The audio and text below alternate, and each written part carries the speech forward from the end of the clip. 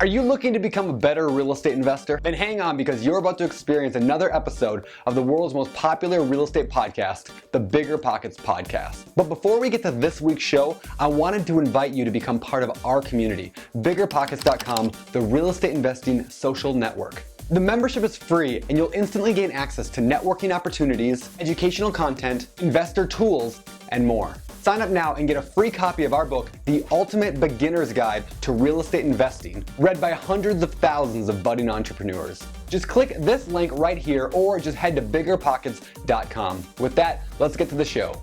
This is the BiggerPockets podcast, show 109. Personally, what the strategies that I'm recommending to you are usually only given to people that are $5 to $10 million in assets.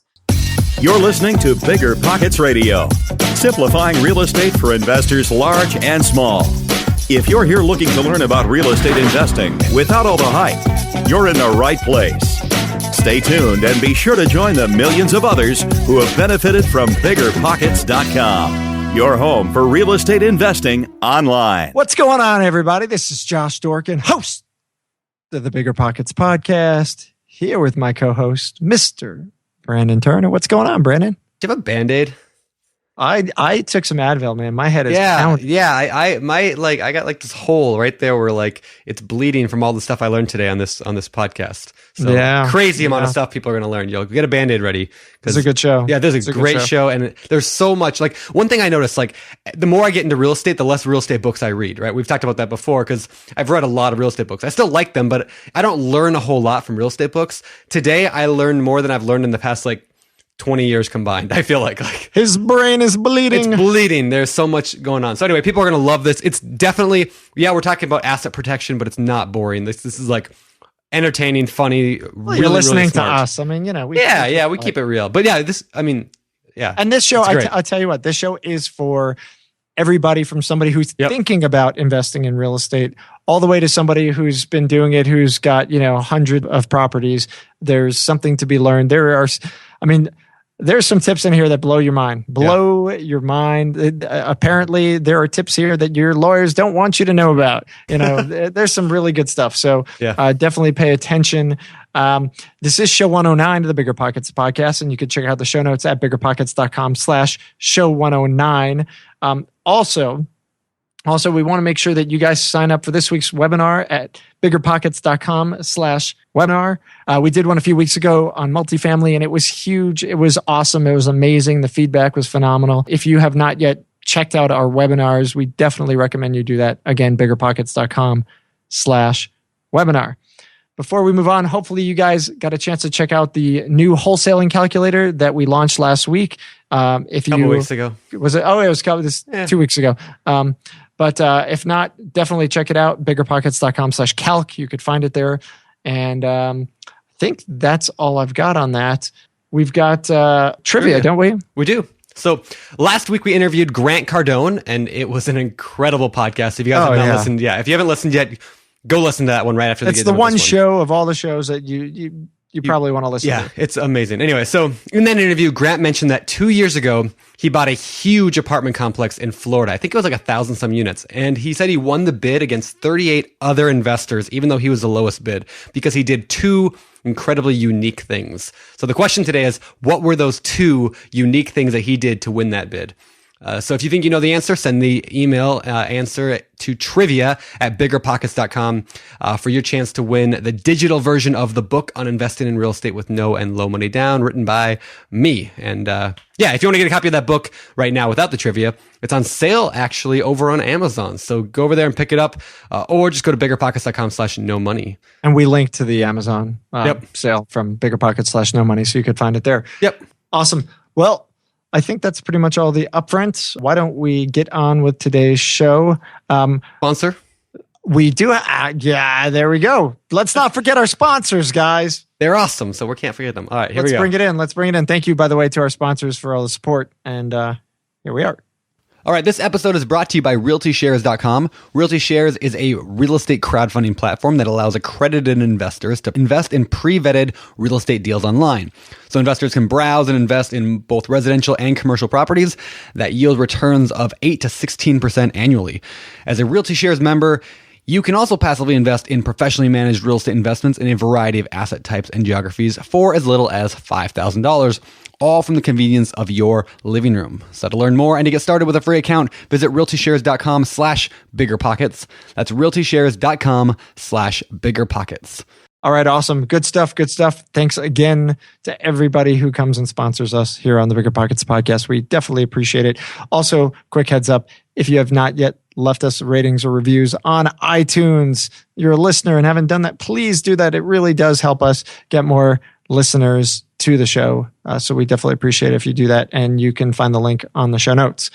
With that, why don't we get to this? Today's guest is Scott Smith. Scott is a asset protection attorney located in the Austin, Texas area. And Scott's just got some amazing stuff. I just want to kind of get to it. He's got so much to say, so much to share. He's got amazing tips. So bust out your pen, get a notebook. If you're driving, pull over, park your car, get out a notebook and take notes because there's a lot to learn today. So let's get to it. All right, Scott, welcome to the show, man. It's good to have you here. Yeah, thanks, Josh. Great to be here. Awesome. Well, today we're going to talk about something that maybe some people find a little bit, what's the word? Daunting, scary, whatever. I mean, this is the number one question I get from people all the time because it's just so overwhelming. I don't know what to do about it. And that is the concept of asset protection, LLCs, stuff like that. And I don't know what to tell people. I mean, like, well, they ask me all the time, hey, should I do an LLC? Should I do? And I'm like, talk to your lawyer. I'm not going to tackle that. Don't go asking me because I'm not going to get in trouble for giving you the wrong advice. So today we're going to make Scott here get in trouble because he is a lawyer. Pretty much. Yeah, well, I'm really excited to share with you guys today some the cutting edge strategies from novices all the way up to advanced strategies that some of the really high level players that are doing. But first and foremost, what we always have to do as attorneys, we always have to hedge our liability. Wow. Right? Come on, man. That's like the yada, yada, yada. All right, go ahead. Let's hear it. Obviously, it's like, this is not legal advice. I'm not your attorney, and you should retain counsel before taking any action. And I won't become your attorney until we have a signed retainer agreement. But apart from that, I think I'm going to have some really great concrete strategies that everybody's going to be able to implement in one way or the other to help make sure that they're protected and that every dollar that they make and work hard to make in this industry, that they're going to be able to keep it from other people trying to come after it. So, hey, Scott. By the way, that disclaimer pretty much stands across everything that we do. You know, I mean, you know, and you're a lawyer, so it's probably perfect advice. Like, hey, folks listening, you know, don't listen to us. Like, you know, you can listen to us. It's great, but like before you go and do stuff, talk to your lawyers, right? I mean, You want to make sure, like, you know, we're an entertainment show. We give good practical advice, but at the end of the day, like before you actually make decisions that could have ramifications, like talk to your lawyer. Not enough people, not enough real estate investors are willing to invest the money to talk to their lawyers. And it's so important because it could save you so many problems. I just want to kind of get your feedback on that. Yeah, so you're absolutely right, Josh. And here's my thoughts on that topic is, first of all, is if you think that you can give one blanket piece of advice that applies to everybody equally, you're crazy because everybody's business is different. Everybody's situation is different. And the law is very particular to the circumstances, right? That's why we have facts and we have the law, and that's where legal precedent gets created from. And I think you're right that I find time and time again that the real estate investors that I talk to are trying to save money. And I know everybody wants to save money, right? Yep. But it's kind of like trying to save money by not buying fire insurance on your house. Say, sure, you can save some money. Or flood insurance. Yeah, Brandon. Flood insurance is another great one, right? That you can wipe out, and it'll cost you, $10, $20, up to $100,000 to repair a property if you don't have it properly insured. And the same kind of thing ends up happening with what I focus on, which is asset protection and making sure that people have their businesses structured correctly. So that way, when somebody comes with a lawsuit against them, I get to be as their attorney to go into that other attorney's office and say, good luck trying to sue me because what you're going to collect against is this piece of paper. And this piece of paper has no assets in it. So you're the man. Yes. The way to do it. And it's not as hard as you would think it would be. And just a couple of quick strategies can really get you into a much higher barrier for anybody to come after your assets. So just kind of taking that insurance asset protection kind of issue they're really two sides of the same coin. Like, we should really start thinking about insurance as ways that we protect the property, like we have flood and fire insurance.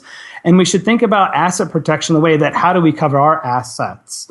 How do we cover ourselves from being able to, if somebody sues us, to keep their hands off our money? Gotcha. And that's a way that I kind of like to explain it to a lot of my clients. So the first question I ask whenever I go into any conference or I go in to speak to anybody is I ask, does anybody here own a piece of investment property in their name personally? And you'll be surprised that even with the power of the internet, and even with the great podcasts and forums that BiggerPockets offers, you still find people that are still owning property in their personal name. Because they have this idea that ownership of the property means that they want to be able to have it in their legal title. Yeah. So I saw them, I said, what you don't want, what rich people do is rich people don't own things. What rich people do is they control things. And that's what explain that, by the way? Yeah. So the difference between ownership and control is more like a legal fiction. And a legal fiction is in the sense that saying that, do you really care whether you own a yacht? Or do you care that I just get to go use my yacht whenever I want to? It's not even my yacht. I just get to go use it. Well, you wouldn't care whether you have ownership at that point or not, right? So I'll use your yacht. You can come on anytime, Josh. Yeah, yes. It's a pretty small one right now. It's more like a bass boat. Well, it's a little bit, but you can still have a good time on it, I think.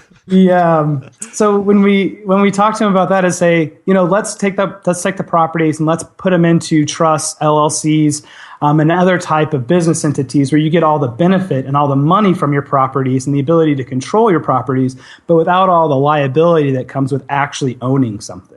Makes sense. It makes sense. Now, like I for the first 6 years of my investments, like everything was in my own name. I'm in 100% of everything. Oh yeah. Yeah. And just 2 years ago or 3 years ago now, really when I started like full time here at BiggerPockets, that's when I started putting everything to LLCs, because I thought, well, I have a lot more increased, visibility now, and I'm just a little bit worried about that. So now I've shifted everything over. So maybe I can kind of step back a minute before we get too deep into the LLC side of things. I know today, one thing you had sent me earlier in an email to talk about, you said there's 10 different ways to protect your assets. And that's what we're going to cover today, right? Like all those 10 things. That's correct. Yeah. Okay. So maybe we'll just start right at the beginning and just hit, each one at a time, if that's what you want. I mean, is that easy to do? Yeah. So okay. I think we've kind of already started covering like the first two topics with that. It's like, how do we use our asset protection strategies and insurance? We covered what are the difference between those two things and how they're the same side of the coin to protect you, but just in different ways. One of the key parts, number 2 on that list, is how insurance really isn't sufficient. A lot of people think that being able to get an umbrella policy. This dog is barking here. Let me damn that dog. All right. We're having technical difficulties. Brandon and I will sing a song for you. That's all right. Yeah, my dog was barking in the background a minute ago. I had to mute him or mute my mic, not mute him. I'm really bad at muting my dog. Yeah. No, this is well, Scott said. I mean, this is stuff that you and I talk a fair amount about, and like we said, guys, like there's so many of you who have these questions. I really, really urge you to bust out a pen, start taking notes on this, because there's a lot of great stuff. And as a quick heads up, if you're listening and you have questions, you can ask questions on the show notes at biggerpockets.com/show109. That's biggerpockets.com/show109. And Scott will be happy to assist where he can. He'll probably tell you to talk to your lawyer, but I'm sure he'll jump in. I'll always tell you to talk to your lawyer, but I'll also give you a little hint about, this is probably the kinds of things that you should be thinking about to research for your state, because every state's different. Yep. So, now that he's back from smacking his dog around, let's get back to it. It always picks the perfect time. Yep.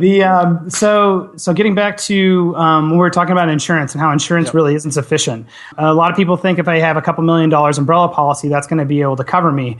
But the real fact of the matter is that you can have a lawsuit filed against you from the very first communication that you undertook with a buyer or seller. And those lawsuits can be based on allegations of fraud. Any type of statements that you make gives a basis of a lawsuit. And what happens is the court looks at a statement and says, oh, that's an intentional act. And if it's an intentional act, the insurance company says, we're not going to cover you in the case that you intentionally did some wrongdoing. Gotcha. So don't think that insurance is actually going to get you there. What you really have to do is be able to set up a structure that allows anybody that would look to sue you to not be able to collect against your assets. But to really understand the real danger that we walk into as investors by owning various properties, too many properties grouped into an LLC, as well as owning property in our own name, is what the real power of a judgment is. Hey, Scott, before you go there, I want to kind of circle back on the insurance thing. So even prior to going into a contract with somebody, if I'm communicating with them via my text or via the phone, not by the phone, by email, those communications are part and parcel to any evidence against me in some kind of intentional act to mislead somebody. Is that correct? So take, for example, the instance that you wrote somebody an email and you told them that you had replaced, all of the plumbing underneath the house, right? If it ever, even though it didn't state it in the contract, and even though it's not in the deed, the mere fact that you told them that could be considered an element of fraud. Yeah. So that's the way that those kinds of things would attach, and the worst thing you can do is put those kinds of things in writing. Now, does that? So the insurance. I mean, I'm trying to understand this, and I apologize. Like my thought on this: the insurance companies want nothing more than to have nothing to do with this case. Right? I mean, they won't cover. Well, right. So it's in their interest to deny coverage as much as possible, because then otherwise they got to pay out of their pocket, right? So that's why they make money. They collect premiums and deny coverage. Right. So that's where this comes into play, right? I mean, yes, you have insurance, but don't count on that, right? Realize that the second that you start communicating with people, and the second they can find a way out, they're going to wiggle their way out of it, and they don't have your back anymore. Is that pretty much a fair assessment? Yeah, you don't really have any friends once you start getting sued. Everybody tries to run away from you as fast as possible. And especially in these types of situations, because all of a sudden, once you get sued, you say, well, it wasn't really my fault. It was actually somebody else that told me to do this or instructed me to do this. And so every attorney will say, if you know anybody that's getting sued and you're in any way involved in what they did, try to distance yourself as much as possible from that. So what I find is fascinating, I mean, the whole thing is fascinating, but what I find fascinating is there's this advice that goes around all the time. I see it, that people say, don't worry about an LLC. I see this a lot. Don't worry about an LLC, just get an umbrella policy. And I've never heard anybody say it the way you did, that an umbrella policy alone isn't going to cover you. So you would flat out say that that's bad advice, to say don't worry about any kind of asset protection, just get a good umbrella policy and you'll be fine. Yeah, I would say that unless your umbrella policy is going to cover for an intentional acts of fraud and other intentional acts that are in violation of the law, that your umbrella policy is not going to be sufficient. And I've never reviewed a policy where any insurance company was willing to take on that kind of liability, because that means that you could do anything you wanted to and do it intentionally. You could go punch the mailman in the face because he keeps knocking on your door and say, oh, no, my insurance policy is going to cover me for that. So are most of these frauds, the quote intentional frauds, presumably they're unintentional, right? I mean, it's people just kind of doing their thing and trying to get by, and exactly, it's like, right? It's being like accused of fraud doesn't actually mean you're a bad person. Right. In fact, most everybody. In fact, all of my clients are all good people. They're all honest business people. It's usually a miscommunication. Yeah. But when there's money on the line and you're talking about, $30,000 or $40,000 in replacement costs, when one person had one idea and one person had another idea, well, then you have a lawsuit, even though you have two great, honest people that were trying to do a business transaction together. Yeah. So don't think that just because you're honest and just because you're as upfront as possible, that you're not subject to a lawsuit, because it's just not the case. And honestly, the one takeaway that I usually start all these presentations with is the real estate industry is the hottest litigated area of law. So if you're serious about this business, it is not a question of if you're going to get sued. It's a question of when and in what condition you're going to be to defend yourself when that happens. Oh, yeah. I've never heard anybody put it quite like that bluntly, but I mean, it makes sense, right? Like, I don't know. It's so scary, right? It's like, I'm going to get sued someday. And that's why we have you on here. So like, if insurance is not good enough, it helps, but it's not good enough. What else do we do? So What we want to do is be able to have a proper asset protection strategy. And the reason that it's worth investing in a proper asset protection strategy is because take this hypothetical example where you have a $100,000 house with an $80,000 mortgage on it. And a plaintiff ends up suing you. Maybe it's one of your tenants. Maybe it's a contractor. Maybe it's anybody that's suing you for any work they did on the property. Well, you only have $20,000 in equity, and they have a $50,000 judgment. So they get to foreclose on your house and take that house. Well, they still have $30,000 left over in their judgment. So they can go to your next house and foreclose on that house and keep doing that to all of your properties until all of the attorney's fees are satisfied and until they get all of the money back out of the judgment. And the attorneys get to keep charging for every foreclosure they do. So what do you think actually ends up happening to the judgment? It goes down little bit by little bit by little bit, and they take more and more of your things. But you don't have to be that exposed if you properly structure things inside of LLCs. So there's a couple of different ways to be able to do that. The first, just to kind of give you like here's a worst case scenario, is to hold all your property in a sole proprietorship. That's the worst because everybody knows you own the property and everybody can get to it because it's not protected. That means like you own it in a sole. That means you just own it with your name, right? Like, correct. Me and my wife bought a property. It's in our name. That's what vast majority, I'd say, of new investors do it. Okay. Exactly, right? Because that's the easiest. There's no setup costs. There's no extra tax treatment that you end up having to do. So with the LLCs, what you end up having to do is you have to end up spending a little bit more time and money, right? You have to file the LLCs, and you have to keep the corporate formalities, meaning you have to keep the corporate minutes, you have to issue shareholder agreements, you have to have operating agreements. All of the paperwork in there has to be done, and actually has to be done perfectly, because any defect inside of the paperwork, there is an allegation there that you weren't really treating it as a corporation, so then they're going to treat it as if it was your personal asset, being the manager. Okay, interesting.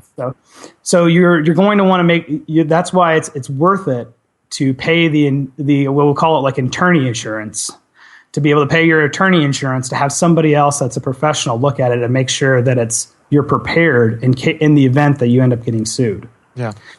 So there's a quick tangent I want to take with the LLCs, that for in Texas and a lot of other states, there's what's called a series LLC, and you'll see this a lot on BiggerPockets. People are talking about how cool series LLCs are. And they're really cool because you get one tax filing, which makes it really easy to manage, but you get the asset protection because you can separate all your properties out into what would look like different LLCs.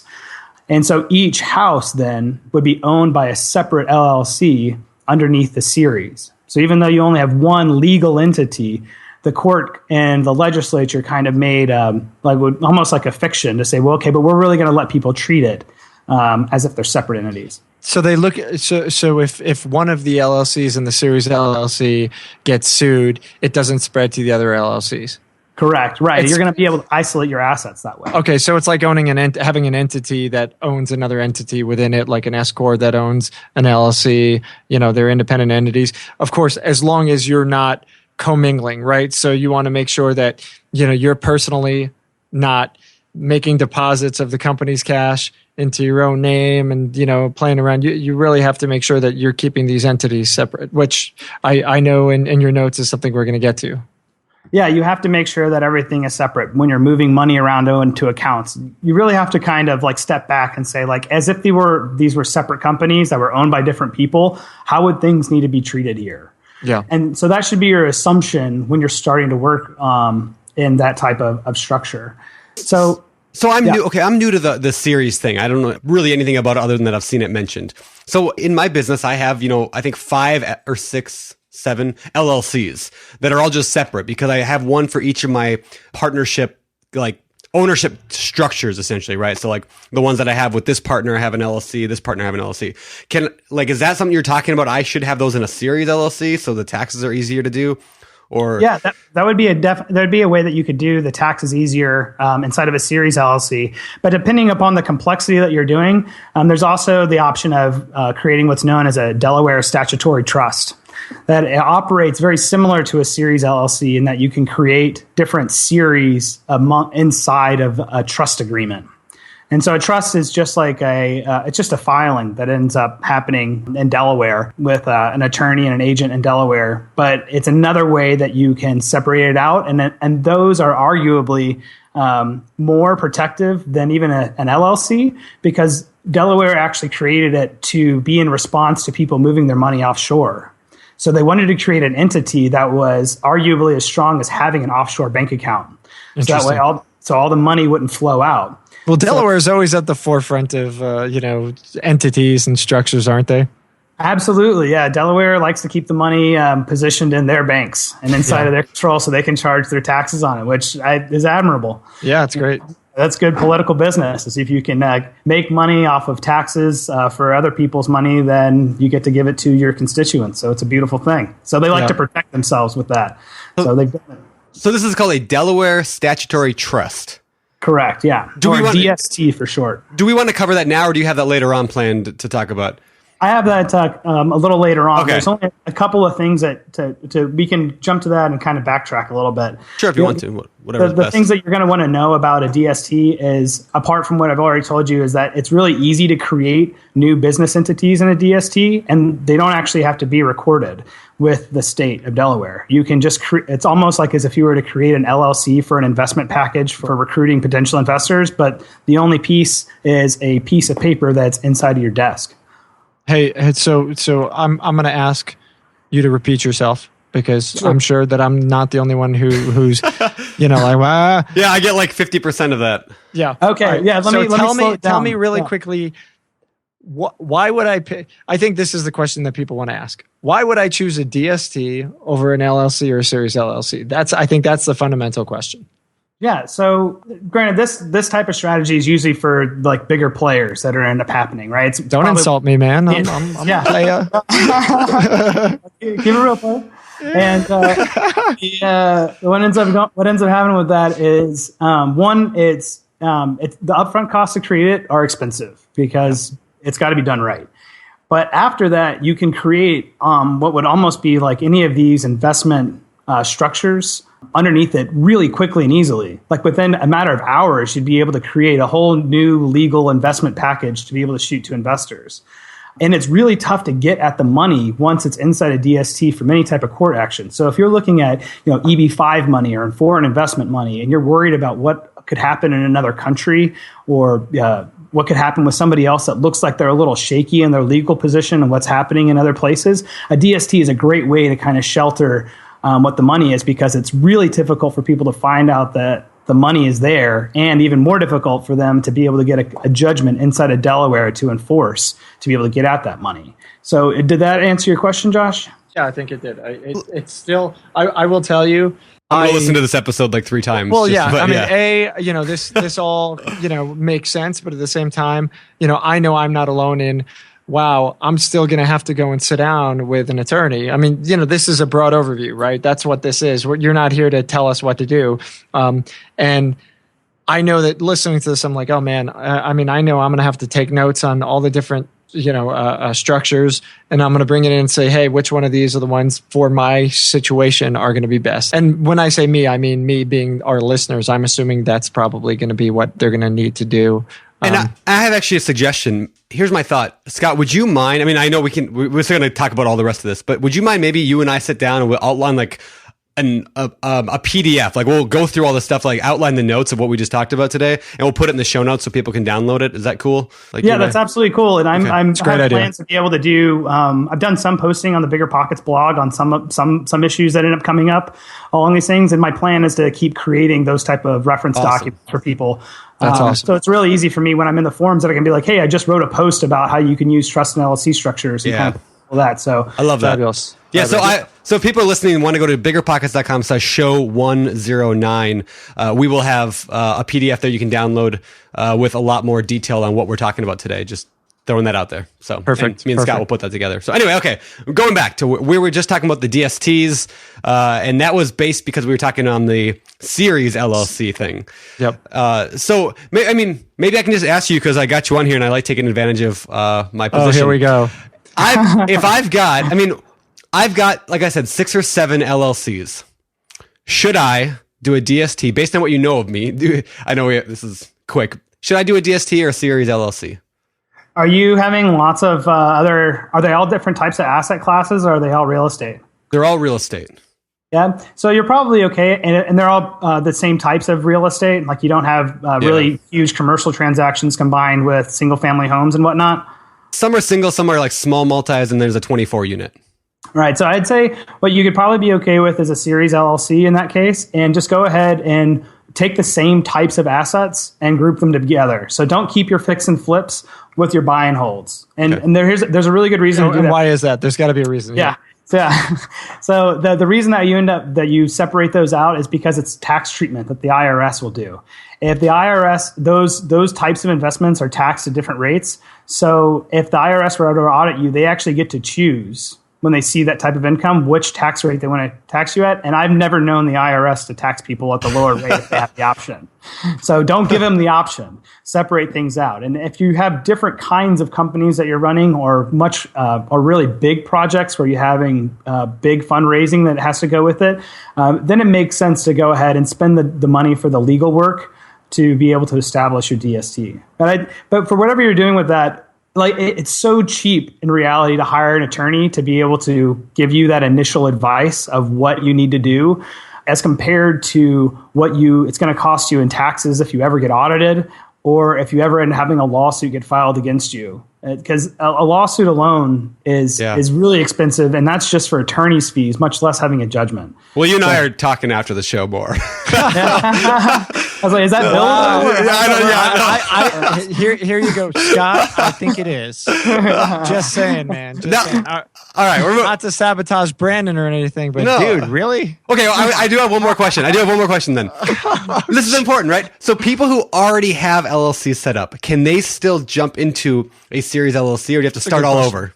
It's a new filing. So you can file anew and move your assets over. That's not a problem. Okay, so it's not like I have to go and open up 7 new LLCs within that series. No, in fact, you would just do maybe 1 or 2 series and then move the assets over into that. Okay. So it's all of these things are remedied. You're never stuck in any of these things that you do, as long as you're proactive about it. I'm going to take over because I see my co-host can't really be trusted. Yeah, my goodness. I wanted to introduce an advanced strategy, if I could. Yeah, please. Here's like another point that you won't ever hear from any other attorneys, because they kind of keep it inside of their secret desk drawer of things to do. Nice. So you think it's like really cool to be able to have an LLC that says, okay, this separates my business from me, and so that way, if I'm ever sued, it's only going to go, they can't get to my business is sued, they can't really get to that either. But there's another level of that says, okay, well, what if they can't even find out what I own? Like, how cool is that? If they can't even find out that I own an LLC, or they can't even find out that I even own a property. And there's 2 ways that you can end up doing that. You can do that commonly. The first way that a lot of people don't know about is what actually happens in the formation of the LLC. That, I don't know if you guys knew this, but did you know that a trust instrument can actually be the registered manager? Like, you don't actually have to have your name attached to an LLC filing personally. Really? The trust is the name that's on the LLC filing. Trust is LLC, and but you can find out who owns the trust, though, can't you? No, because a trust doesn't have to be registered with the state. So there's no research that somebody can do to be able to discover it, because that trust document literally is a document that I drafted that's on my computer and that we. So who's going to, unless somebody can break into my house and get into my computer somehow, they're never going to be able to find out that you actually own that property or own that company. Fascinating. And the second way that this ends up being another advanced strategy for anonymity comes in to say, when you want to be able to hold the actual property itself on the deed in the name of a trust instrument. Because again, remember, the trusts don't have to be filed. So if I have an address that's called 6210, Winewood, for example, and I have on the trust instrument or on the deed instrument that says, who is the owner of this property? Well, it's just the 6210 Winewood Trust. Now, when it comes time to sell that property, you'll actually have to go to the title company, produce the trust document, verify that you're the trustee of that to be able to execute the sale. Yeah. But anybody looking through the county clerk records or anybody that's looking through the Secretary of State to be able to find what you own won't be able to find your name. Fascinating. So okay, why? I mean, that seems brilliant, absolutely brilliant. And my question is, why do lawyers keep that in their back pocket? I mean, it seems kind of like a obvious thing, or is it because the more people that do it, suddenly they're going to clamp down and not allow that to happen? Now that everybody in BiggerPockets knows, hold on, it's out there. You're going to get hate mail from lots of lawyers. I know. That's what I told everybody. I was going to open up the kimono and show all our secrets here about what we end up doing in the industry. It's a really good question. I personally, what the strategies that I'm recommending to you are usually only given to people that are $5 to $10 million in assets. And I think, and they're paying really big bucks to have people that are really invested inside of asset protection. And because it's a limited industry, and asset protection is what I do. Yeah. It's the only thing that I really focus on. To be able to know everything there is to know about that. And that's why I wanted to come on. I think it's great that these type of strategies everybody should be using, and they're not too expensive. Yeah. That's fascinating. Okay, I want to go back to, and I want to dive into the trust thing a little bit. First of all, because that's a word you hear a lot in the real estate space, but I know very little about. So what exactly is a trust, and what are you talking about when you do that? And really quickly, I believe it was show 6 with Neil. Yes, we talked about Franklin. Frankel. Oh my goodness, he's going to kill me. With Neil Frankel, we did a show on preparing for death. And it was all about like, hey, how do you prep yourself, for when you're going to die, and you want to pass everything along. And we do cover this stuff a little bit. So if you're interested, it's definitely a complimentary show to probably check out a little bit. But I'll let you get to it. Yeah. So trust. What is that? Yeah, so I think what you're referring to there is estate planning, and that's when you're talking about having a living trust, but probably in combination with a pour-over will, to be able to manage your asset. And that's exactly what I recommend to anybody that comes to me that has a lot of real estate property, because what you don't want to happen is things get caught in probate. So it's a lot easier to have things in trust. But here are the types of trusts that I'm talking about that we're using. There's 2 different types. There's either revocable or irrevocable trusts. And it gets somewhat complex regarding what way you want to hold the property. If you're just using a trust for anonymity alone, you're fine using just a revocable trust. And I say that you're fine using that because a revocable trust actually provides no asset protection at all. Yeah. So it's only being used to be able to obscure the names from people being able to search for them. An irrevocable trust, on the other hand, actually takes the property out of your ownership and places it inside of this fictitious instrument called a trust. And the trust, again, is just a piece of paper. There's no filing that goes with it. But a trust can have bank accounts. It can have tax numbers.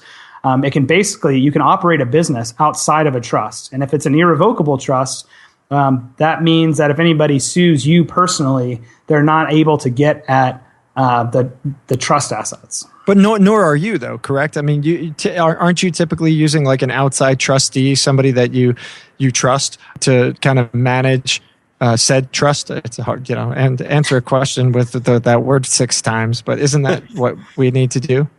Yeah, so it gets pretty complicated about exactly the way to do it. But a trust will only fail if the trustee is the same as the beneficiary.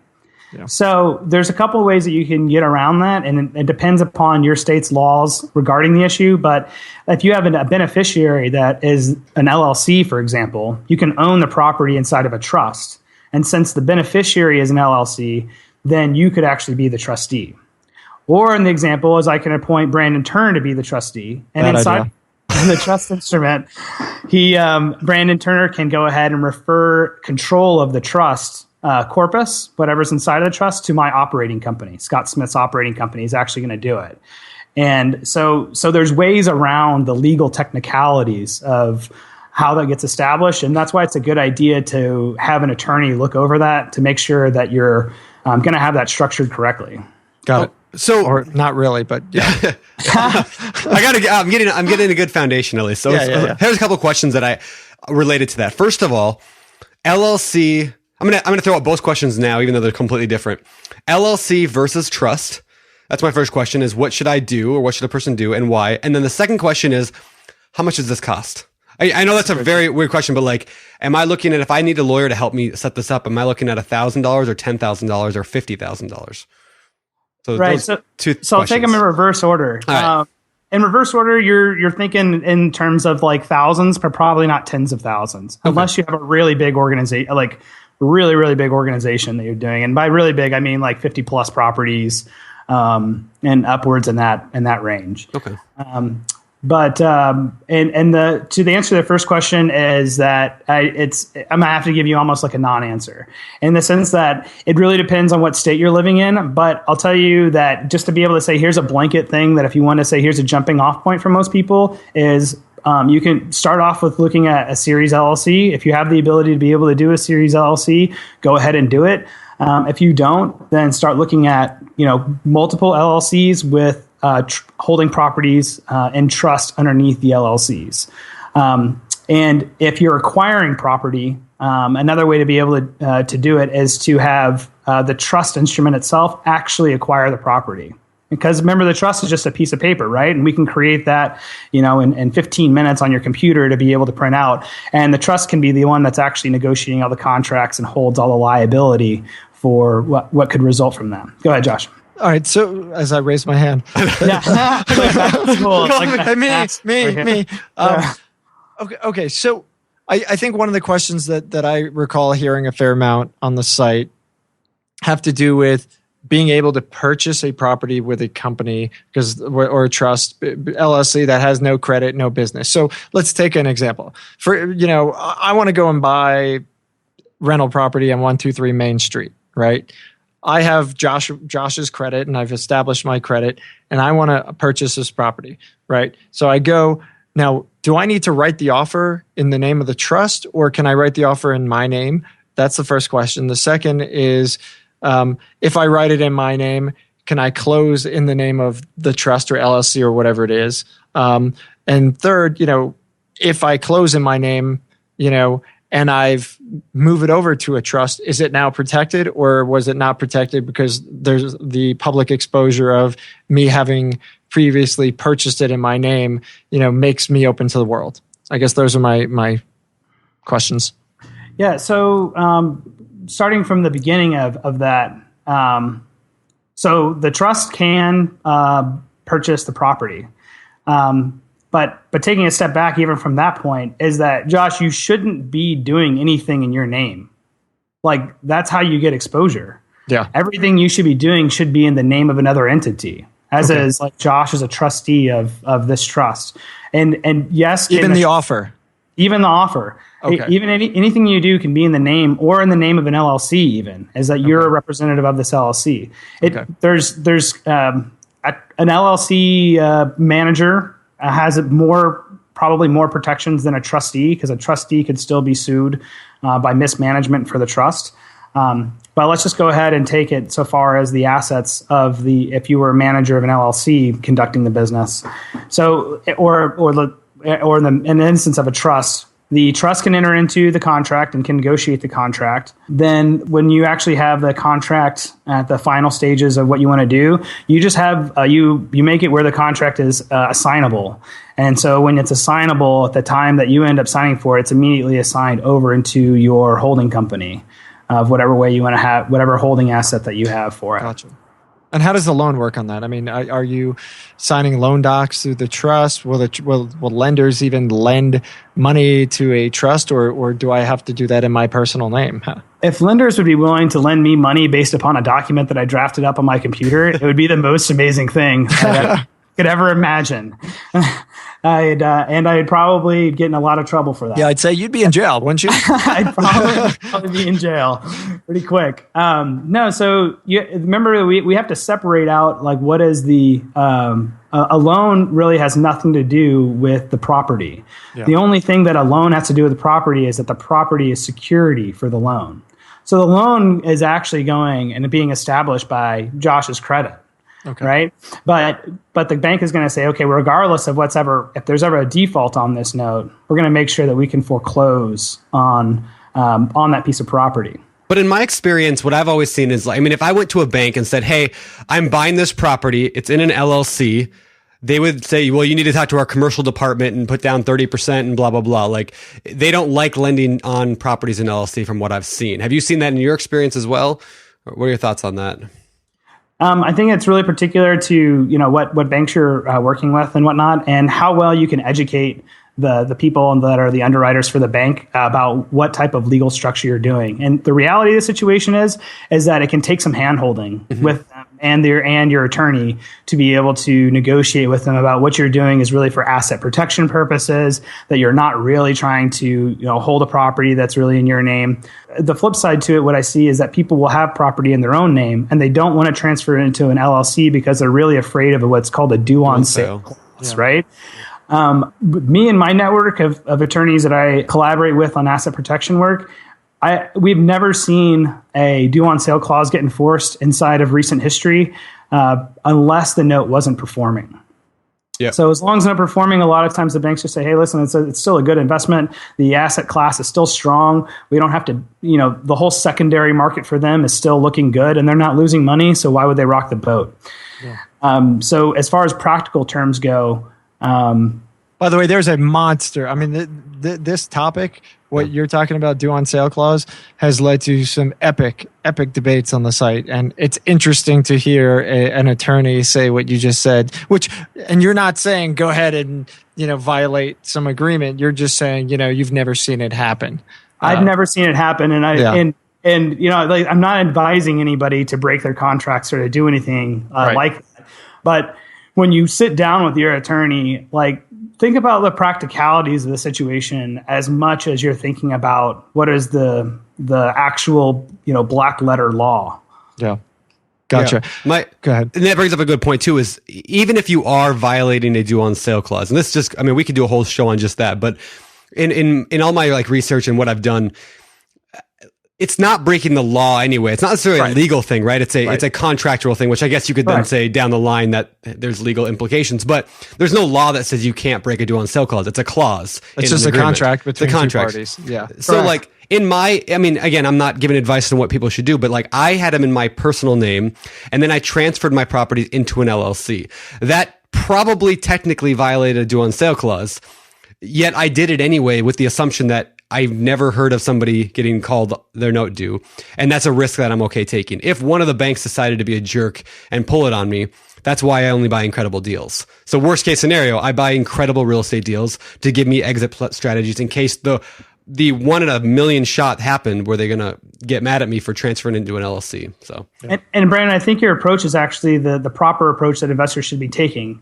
The investor should be thinking about how can I make the most amount of money possible, and then hiring out other people that are experts to handle their insurance and to handle the way that they're going to hold and manage the technical legal aspects of what they're doing. Because if you're good at making money, why in the world are you racking your brain trying to figure out all the other minutia of details that go on in these kinds of things? That brings up, something I hear all the time. People use, and I want to know your thoughts on this, people use the LLC question as I don't even know what you call it, the psychological blockage from them actually to get started. Oh, they won't even start. Yeah. So people are like, I've been wanting to invest in real estate for years, but I don't know what to do about an LLC.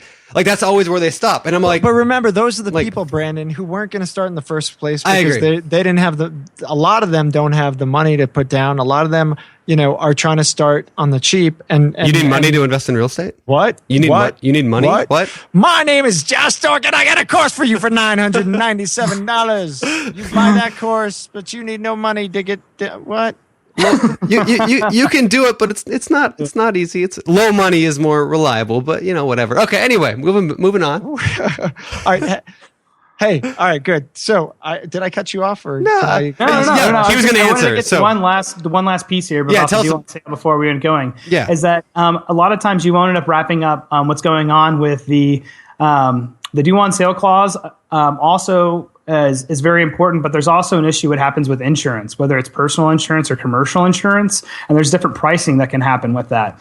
However, if what you do is you establish a trust that's called the Joshua Dorkin Trust, and you move your property into that trust, now all of a sudden an insurance company as well as a title company and the bank all think you've only done something for asset protection, that you actually haven't made a sale.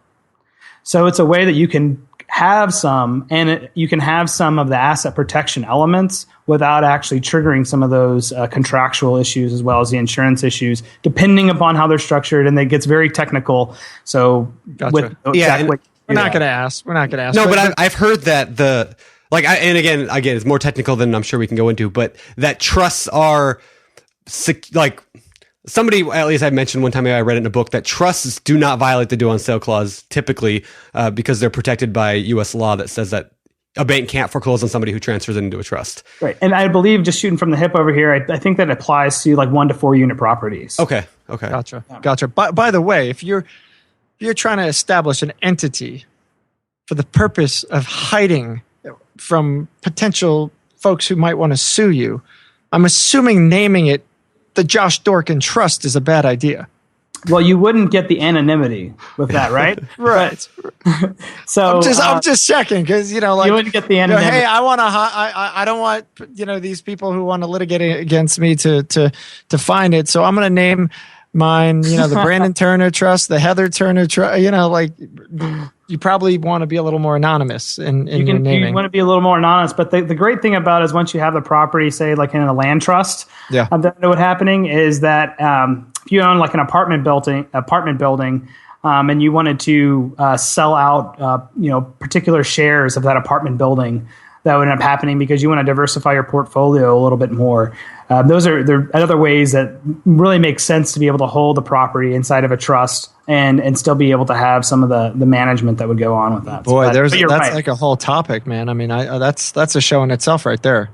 Yeah, and it's definitely a whole another hour on what you can do with some types of creative trust instruments for investors.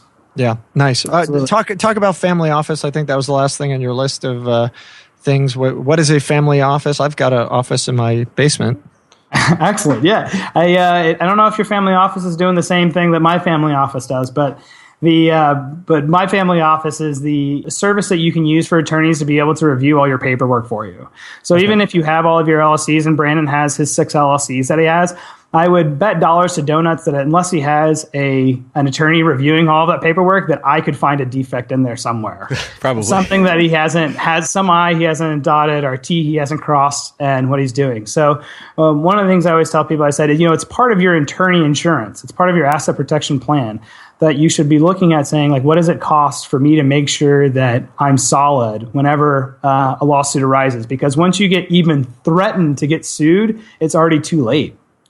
Because you can get frozen inside being able to transfer assets around by what's known as a fraudulent transfers act that can look back up to 2 years from the time that the lawsuit gets filed or even threatened to get filed, to be able to claw back, what's called claw back, where the court will actually annul the sale and pull the property back from whoever you sold it to. So what's the family office ends up coming to say, like, listen, set up your LLCs, get all your structure right, but don't just stop there. Because if you spend all your money to be able to like soup up your car, it doesn't really make sense unless you have enough money to be able to keep putting gas in it so you can keep using it. All your structured business entities can almost become worthless unless you're paying the money to have somebody that knows what they're doing to be able to review it properly.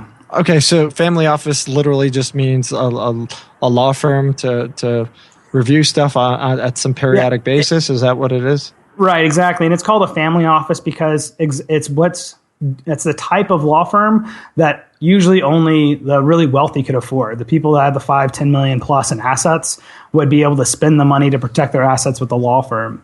So it's part of, but I don't think that that's necessary. My research and my work, I think, shows that there's a way that the average investor who only maybe has a few properties can be able to afford these same types of protections that that were usually used to be only exclusive to the really wealthy, who are also now really pissed off at BiggerPockets because we just cut the rug out from under all that money that they've been spending to get all that information. So awesome. Absolutely. Yeah. Nice. Okay, cool. So, and I think there was one more thing Brandon had, shot me a note here that we forgot to cover, which was 2-member LLCs. Yeah. So the 2-member LLCs, what can happen is that if you have, particularly in the state of Texas, if you have an LLC that you establish and that you're actually the sole member of, that can look like you actually tried to create a business entity, but it's really just you. right? I mean, there's nobody else there. So the way that we get around that issue from the court looking at that and saying, it's really just Brandon. It's not really, Brandon Turner LLC that's really conducting this thing, is to go ahead and throw in another member. You can throw in a member and say, I really want to give, Josh has been really great to me this year. I'm going to give him 1% of my company, but I'm not going to allow him to get access to any of the distributions. He can't vote. He can't sell his interest. So it's a really crappy gift. But cheap bastard. But it works out well for him for being able to make sure that the court is going to look at that LLC appropriately. Now, one thing that does do, though, is, and correct me if I'm wrong, but if you have a single member LLC, it's just you, taxes are passed through, which means you don't have to file business tax returns. If you add a second member, now you got to file business tax returns. So taxes become more expensive. Do you know if does that sound right? Yeah, that does sound right. And that can be the case. But the question really becomes is, that's like, it's one of those things you have to balance between what are your costs and taxes, and then what is your what can you lose if you get a lawsuit against you? And remember, like, these lawsuits come up not because you really did anything wrong. Yeah, I mean, I've seen really great people that didn't do anything that I thought was wrong get huge judgments against them. And when you're talking about, an average house here in Austin can cost $400,000, $500,000. As like an investor, you're talking about, what is that, $100,000 in equity right off the bat? That's enough for me or any other litigator that works out in the field to have a good enough reason to file a lawsuit, because there's enough money there to be able to get at, and depending on how many other properties are there. So you're a shark, man. Look at you trying to pick people apart. I'm the opposite of that. Yeah. Trying to make sure that these guys don't have any leg to stand on when they come looking at the BiggerPockets investors. Nice. So just to add on to that, the reason I brought that up is, and the reason that I know about the single member versus multi-member tax issue, is an issue I had like 2 years ago, and I might have mentioned this on an earlier show, but when I back 5 years ago or something like that, I formed an LLC with some partners of mine. Like, we were going to buy a property together. And so we formed it. We all excited, because that's what you do when you went on LegalZoom or whatever and formed it. And then we just didn't do anything with it. I mean, we just ignored it, basically. And I never transferred a property into it. I just kind of forgot about it. I didn't even touch it. So anyway, a few years later, we get a bill from the IRS for $10,000 for back payments on that, because even if you don't have any business income, or even if you don't even touch your LLC, you have to still file a business tax return if there's two members in it that's not your spouse. And so we had a $10,000 bill from the IRS for back penalties. Anyway, I got it waived. Like, I used Amanda Hahn, and she like worked me kind of through the process of getting that fixed up. But that was a stressful time. So anyway, I guess my point is if you're going to do the LLC thing and the asset protection thing, which you definitely should, don't forget about the tax side of it either. Consult with a CPA and what it means about all this stuff. So anyway, that's my quick tip. So I was going to say and that kind of leads into like a point that I wasn't planning on discussing, but I get a lot in BiggerPockets when people are starting off to say, like, who do I need as part of my team? And there's three people you need. Is you need somebody that does your insurance, and you need a CPA that's going to be able to tell you what tax implications are going to look like, and you need an attorney to be able to make sure your documents are going to be the way they need to go. Because the average investor will go onto LegalZoom and do exactly what you did. I think it sounds like you were fortunate enough to know somebody that could help you get out of that situation. But in the reality, for most people, if they don't have that kind of network of people that owe them favors, they're talking about paying thousands of dollars to attorney, at least, I would say at least like $3,000 to $5,000 to be able to, get out of something like that with the IRS. And the IRS is not forgiving on a lot of these issues, So it's I had a quick 5 takeaway items that I wanted to be able to tell everybody. Love it. So the takeaway item number 1 is that if you're not insured, get insured. Protect your property if there's going to be a flood or fire, whatever's going on there. There's too much money that you have invested to try to skimp on having insurance. Action number 2 is to say, for most investors, go ahead and set up at least 3 LLCs, or start using an LLC, series LLC structure. You should be having one company that's going to hold your flips, one company that's going to be holding your buy and holds, and one operating company that you're going to be used to enter into contracts, to purchase property, collect rents, etc. That's going to be your operating company is the one that's actually performing all the business. The holding companies don't do anything besides just hold the assets, and we separate those out for IRS tax reasons. Real quick on that one while you're on there, because this, again, I'm picking your brain because you're here. So we did that. We have an operating, like an LLC. One of ours is just for operating. Yet I assume now that, I mean, my plan was to separate everything, separate bank accounts for every LLC, separate, like when the rent comes in, I have to go to that bank and drop off the rent there. Is that not the case? Can I actually still use that one LLC for everything and just distribute?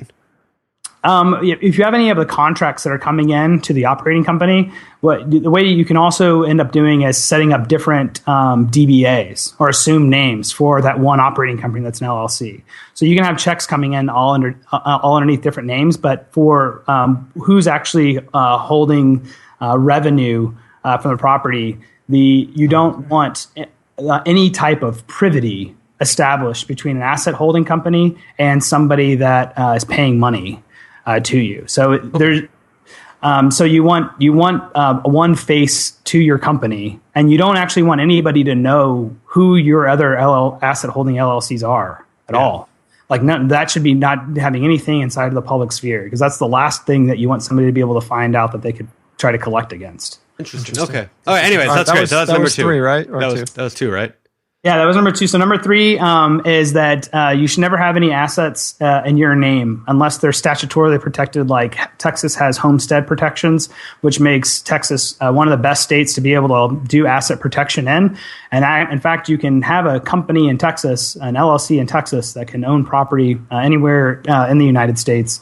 And it's Texas actually has like a multiple 100-year tradition of this. And in fact, it's an old saying that so-and-so went off to Texas because our debtor laws and our consumer protection laws are some of the strongest in the United States. Do you have to have physical residence in Texas in order to open a Texas company?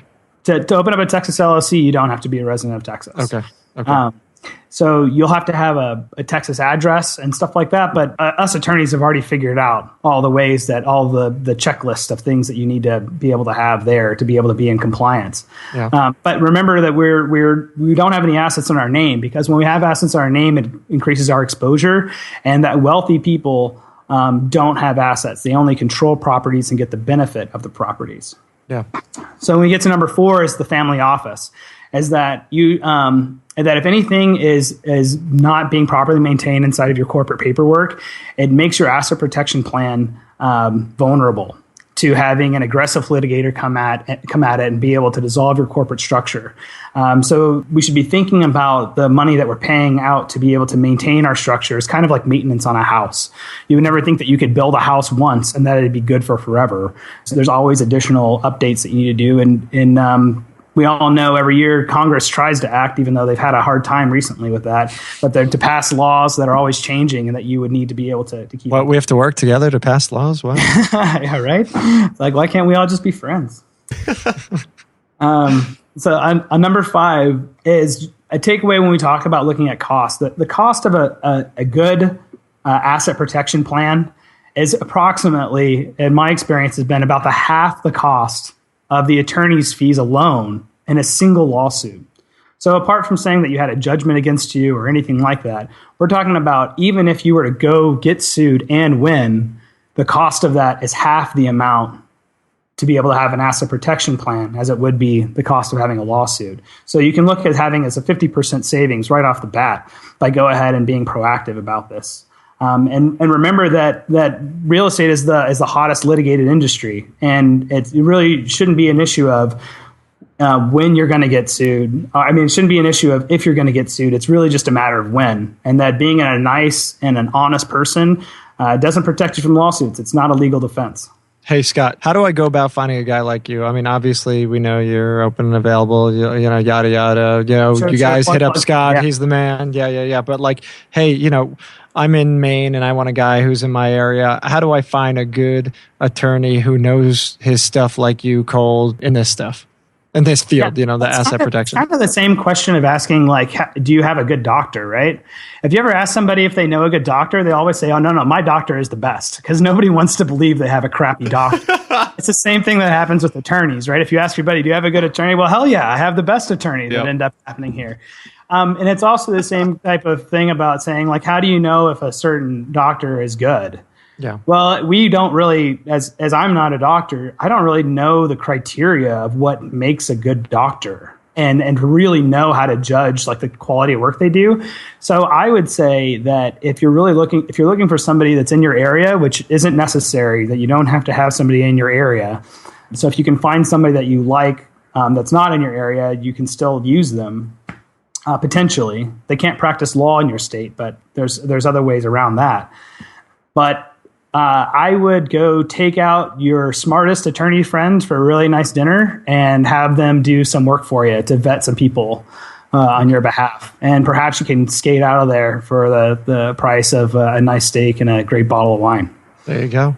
Always good advice. Good advice. Awesome. I have one more question before we head out of here. Of course you do. I know, I do. Me. No, this is not me. This is not me. So I'm a brand new investor. I've never started investing in real estate yet. Does any of this matter to me? Like, why should I care? I don't even have a single property yet, other than my own house. Why should I care? Yeah. So if you own nothing, then, and you own nothing and you have no money and you're trying to get started, then you don't really have any assets to protect. Mm-hmm. But say if you're really anybody else that owns any property at all, whether it's a car, a home, or anything, that means you have exposure. Whenever you're entering into any type of business arrangement. And that's really just what real estate boils down to, is just you're operating your own company. And you have all the exposures that anybody that starts a company would have. And no good company starts without having some type of structure in place. Makes sense. Great. Makes sense. I love it. Fantastic. Well, I don't know about the rest of you guys, but I'm probably going to have to rewind this and listen a couple times myself. Yeah. So hopefully you guys enjoyed this. We haven't done a ton of shows like this, and I do think they're extremely valuable. And before we head out of here, I think we need to hitch you around. First of all, you're doing real estate yourself as well, right? You're focusing on commercial. Isn't that right? I do some work with some commercial real estate, residential real estate, and doing some notes. My focus recently has been on developing these type of cutting edge strategies that end up happening with asset protection, and less on the investment side, apart from structuring a lot of the bigger development deals that come around across my plate. Cool. Gotcha. All right. Well, why don't we get to this famous four? Famous four. All right, these are the questions we ask everyone, and we're skipping the fire round today because I didn't want to drill you with a whole bunch more questions, because I already asked you like a bunch of specific legal questions. So we're just going to go right to the famous four. So you got to ask your questions, but people on the site didn't get to ask theirs. Yeah. Wow, look at you, all greedy and stuff, man. Well, my thinking was, one, like, every question is going to be like, it depends, like on a lot of those little things, right? Because we don't know anything about these people, what they're talking about. They're all short questions. So anyway, that's why. All right, moving on. Famous four. Giving me a hard time. Thanks. What is your favorite real estate book? My favorite real estate book it'd probably have to be the one I started with, was Rich Dad Poor Dad. And I know that's really cliche, but it was actually in part and parcel of that. He actually made this game called The Rat Race that ended up coming about, where it was actually a board game that would teach you about the very ways. Expensive board game too, wasn't it? He's very proud of that board game. Robert Kiyosaki is, for a piece of cardboard and a couple of cutouts. Because in that sense, it talks, or that board game shows a lot about saying that, when you're younger, you can start taking a lot more risks with capital gain issues to build up your stack of money. So you might be able to retire early and live the dream life. And kind of coaching about saying, well, does it really make sense that you would only look at, minimal cash flow properties if it takes you 8 years to develop the capital to buy one property? And kind of just retooling the way that you approach what your strategy is depending on where you are in your life. Yeah. Great. Right on. What about business books? What's your favorite business book? Yeah. So one of my favorite business books of all time that I always go back to reading is The 4-Hour Workweek by Tim Ferriss, which I'm sure is also a book that a lot of people reference in here. And the reason I like it is because I think it distills down a lot of principles that I've read in other books. So recently I've been applying the principle of the one thing. Yep. In my personal life, in my health, and in my business, I've noticed that it's really made so much of an impact where of just being able to have that single focus, that Steve Jobs-esque kind of obsession of making sure that your one thing that day is prepared for, done correctly. And by doing that one thing, everything else in your life either becomes easier or unnecessary. Love there it. You go. Yeah, I love Brandon doesn't shut up about that one I know. either. Yeah, it's actually, look, great. It's like sitting like within arm's reach of me. That's how much I like this book. There you go. There you go. All right, hobbies. What do you do for fun, man? Yeah, so I live here in Austin. So I rock climb. I run around the lake. I do some boating that's around here, and I actually have been doing a lot of boxing recently, which has been a lot of fun. Really? No kidding. Yeah, we suit up with the headgear and stuff, so my brain still stays intact. I don't take you a boxer, okay? Yeah, you know, Brandon. Whenever too pretty. Is that what you're saying, Josh? I'm just too pretty to give that. Well, you would never hit a guy with glasses, so yeah. Yeah, me and Scott are going to fight at the next BiggerPockets conference. Yep. Meet up. Brandon's going to box you. Yeah, we're gonna fight. It's going to be good. All right. Melee. All right. My last question for you. What do you believe sets apart successful real estate investors from those who give up, fail, or never get started? Yeah, so I think what really happens here and what this question really delves down to is much more of a personal question. So I think what actually is separating out the successful people from the unsuccessful people is the ones that really know how to develop systems with themselves that they can be successful with. So for me, for example, I have to, I tried to work, a traditional 8-9 hour block out of the day and segment all of that at one time. And I realized that I was just wasting a lot of my time during the day on Facebook or whatever, just something to distract myself. So I was like, okay, well, that doesn't work for me. So what works for me is to say, do I know myself well enough to say that every 3 hours I need to go do some form of exercise? And so I think when you're talking about what makes a successful person or a successful real estate investor is to know yourself well enough to know what type of business you can run and be successful at. And don't try to be Brandon Turner. Don't try to be Joshua Dorkin. Try to be you and running your type of business. That's nice. Great advice. Nice. It's funny. I was, I know me. I'm like an addictive personality in pretty much everything that I do. Right. I go balls to the wall, so to speak, and I used to, I like playing games. I like playing like video games, and I used to have all these video games on my cell phone. And what I discovered was, and it took a long time to figure this out. I discovered I was I'm in the bathroom on this game. I'm in bed on this game. I'm at work in between working on this game. I'm constantly doing it. I'm like, what am I doing? Like if I take this game off my phone, I'm going to save hours and hours and hours a week, and I'm going to be more productive. I'm going to be more successful. And you know what? I love the game, but at the end of the day, oh my God, this is such a distraction. And I think that's kind of what you're talking about. Find what in you helps you get to where you need to be. Get rid of the things that distract you and kind of cause issue and just, go forward. Yeah, absolutely. I don't think nobody can be a machine, right? If I offered you $20 million to work 24 hours a day for the next 6 months, it doesn't matter. You couldn't do that. And no matter what I was offering you as a carrot to be able to change your behavior. So you really have to dial it back to say, all right, so my video game is a waste of time. It's distracting me. So what is it that I can replace that ish? Or what's really going on with me that I'm using this video game to kind of use as a crutch? Right. The same way some people use smoking or eating snacks or chewing gum or something like that. I don't have a problem, man. The first step in the process. All right. All right, man. Scott, it's been a pleasure, man. Really fascinating. I thought most lawyers were jerks. You're not that jerky, but no, I'm just kidding. Absolute pleasure. Where can people find out about you? I know you've got a website. How do we get in touch? Yeah, so I offer myself up, to everybody here personally. Just go ahead, give me a call. My number is 512-757-3994. Or you can the phone just started blowing up, by the way. Yeah, let it blow up here. I have all kinds of. You'll likely get my voicemail, but I always return calls the same day, or if not the latest, it's going to be the next day, and we can set up a time to talk and be able to look at exactly what kind of things, if anything, you're going to need. Or you can always shoot me an email at Scott, SCOTT, at royallegalsolutions.com. And his Royal or you can find me on BiggerPockets. I usually try to post up a lot into the forums and whatnot, and it always has my contact information underneath everything that I post as a pro member. So everybody should sign up for a pro account to to have access to that. Nice. Well Love it. done. A promo works both ways, doesn't it? It does. Yeah, baby. Yeah, baby. No, you do realize your 24-hour response rate is going to change after today. So it may take him 2 or 3 guys. It may take him 2 or 3. There's going to be lots of calls.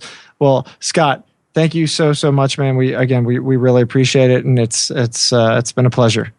Oh, look forward to it, guys. If there's anything I can help out with in the future with anybody out here, or to come back and talk more about any of these topics, I'm always available and happy to do the research on the back end to be able to help out whatever we can do for the BP members. Love it. Great. Good stuff. Thanks, Scott. Thanks, Scott. All right, guys, that was Scott Smith, the man, the myth, the guy who's going to save your assets. Scott Smith. Thanks again. We really do appreciate it. Otherwise, guys, thanks for listening. Hopefully, you guys are loving the content that we're bringing you. Hopefully, you're getting a lot of value out of it. And if is your brain still bleeding? You still hurting? Yeah, a little bit. Yeah, nice. But thanks, guys, for being our listeners. If you're not a part of our world, our community, jump in, join BiggerPockets.com today. It's the greatest thing since sliced bread. Actually, the greatest thing since a slice of pizza. It is good. It is yummy. It is delicious. I don't know, but it is good. Yeah. Join up. Get some pizza right now. See ya. Do it. All right, guys. It's been a pleasure. Check us out on BiggerPockets.com. Check us out on Facebook. Jump in, get involved, and make moves. And we want to thank you and wish you a good week till the next show. We'll see you at 1:10. I'm Josh Dorkin, signing off. You're listening to Bigger Pockets Radio, simplifying real estate for investors large and small. If you're here looking to learn about real estate investing without all the hype, you're in the right place. Be sure to join the millions of others who have benefited from BiggerPockets.com, your home for real estate investing online.